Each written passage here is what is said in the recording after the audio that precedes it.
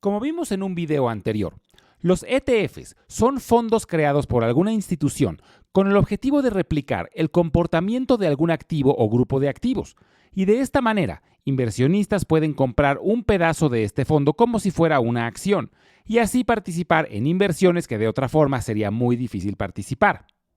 Por ejemplo, a través de los ETFs podemos imitar el comportamiento de algún índice, como el Dow Jones, el Standard & Poor's 500 o el Nasdaq, o de commodities como el oro, el petróleo, el azúcar, etc. También hay ETFs inversos que sirven para beneficiarse con una caída en alguno de estos activos. Y existen también ETFs apalancados, que tienen el objetivo de magnificar los resultados. Los más comunes se comportan al doble o al triple que el activo relacionado, y esto se logra a través del uso de derivados como opciones o con un componente de deuda. Lo interesante de estos ETFs es que esa deuda no la adquirimos nosotros al comprar el ETF. Es decir, en caso de una caída en el precio, el peor escenario es la reducción de nuestro capital, pero no nos podemos quedar con una deuda. Esa es interna de la institución que crea el ETF, pero el efecto en el precio del ETF es similar a tener la deuda, porque funciona como una palanca, que con poco movimiento en el valor de un activo provoca movimientos grandes en el precio del ETF, y por eso se llaman apalancados, por el efecto de palanca. Es importante saber que los ETFs apalancados buscan el doble o el triple del comportamiento diario del activo, pero en el largo plazo es distinto. Por ejemplo, si el Standard & Poor's 500 sube el 1% en un día, su ETF directo subiría el 1%. Un ETF apalancado al doble subiría el 2% y uno apalancado al triple subiría el 3% en ese día. Pero como es el rendimiento diario el que siguen estos ETFs, a largo plazo se magnifica mucho por el efecto compuesto, lo que en inglés se le conoce como compounding. Y la verdad es que en español la palabra compounding no tiene una buena traducción, pero se refiere al mismo efecto que sucede con interés compuesto. Por poner un ejemplo, supongamos que el Standard & Poor's 500 sube el 1% cada día durante 20 días seguidos. Después de esos 20 días no habría subido el 20%, habría subido el 22% por el efecto compuesto, el compounding.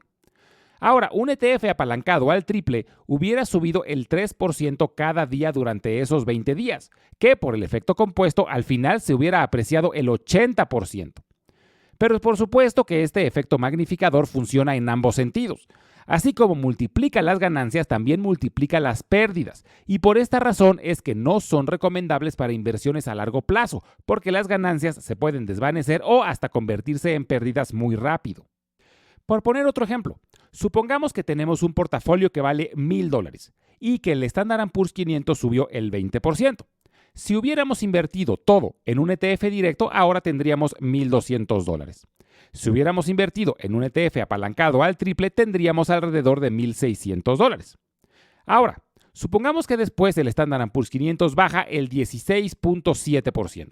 En este caso, el ETF directo hubiera bajado 16.7% de 1,200, lo que nos regresaría a $1,000 y hubiéramos estado igual que al inicio.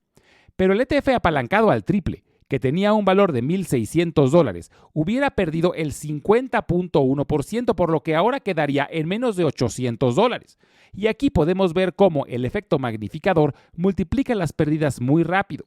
Y esta es la razón por la que no se recomienda usarlos para inversiones a largo plazo. De hecho, a largo plazo, siempre van a acabar teniendo un desempeño más pobre que los ETFs no apalancados, porque una corrección o un bear market son inevitables y las pérdidas magnificadas borran rápidamente todas las ganancias acumuladas. Entonces, son una muy buena herramienta cuando tenemos una fuerte convicción sobre la dirección de algún activo, pero lo más recomendable es usarlos a corto plazo, es decir, semanas o algunos meses. Algunos de los ETFs apalancados más comunes son los siguientes. Del Standard & Poor's 500, uno que se comporta al doble es el SSO y uno que se comporta al triple es el UPRO. También hay ETFs apalancados inversos. Por ejemplo, uno que se comporta al doble en sentido inverso del Standard & Poor's 500 es el SDS y uno que se comporta al triple en sentido inverso es el SPXU. Otros ejemplos, ahora de ETFs apalancados que tienen al índice Nasdaq como referencia, son el QLD, que se comporta al doble, y el TQQQ, que se comporta al triple. Y en sentido inverso tenemos el QID, que se comporta al doble en sentido inverso, y el SQQQ, que se comporta al triple en sentido inverso del Nasdaq. Y como estos hay también del Dow Jones, hay para commodities como el petróleo, el gas natural, etc. Hay muchísima variedad. Si quisieran explorar más a fondo las opciones disponibles de estos instrumentos y encontrar datos detallados sobre distintos ETFs, les recomiendo visitar la página ETF Database. La dirección es www.etfdb.com.